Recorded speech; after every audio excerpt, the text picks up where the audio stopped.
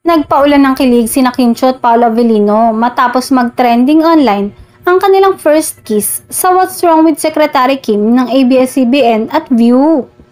Damang-dama ng mga manonood ang pangmalakasang chemistry ng Kim Pao, kaya agad na nag-trending sa X ang What's Wrong with Secretary Kim PH. Isiniwalat ni Paolo ang kanyang nararamdaman sa tuwing meron silang kissing scene ni Kim Chiu. Sa isang panayam sa aktor, naitanong sa kanya ng mga host kung ano ang kanyang naramdaman nang mahalikan niya ang kanyang leading lady ngayon na si Kim Chiu. Tila nag-aalangan pang sumagot si Paolo Avellino sa katanungang ito.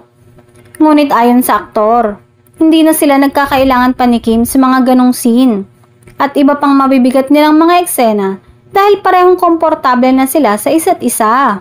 Naging maingat rin umano siya sa mga eksena nila ni Kim dahil ayaw niyang makaramdam ng pagkailang sa kanya si Kim. Bago niya gawin ang isang eksena, sinasabihan muna umano niya ang aktres kung ayos lamang ba rito ang kanyang gagawin o kung ano pa ang pwede nilang gawin para sa ikagaganda ng show. Isiniwalat din ni Paolo na hindi magtatapos sa What's Wrong with Secretary Kim ang kanilang pagsasamahan na proyekto.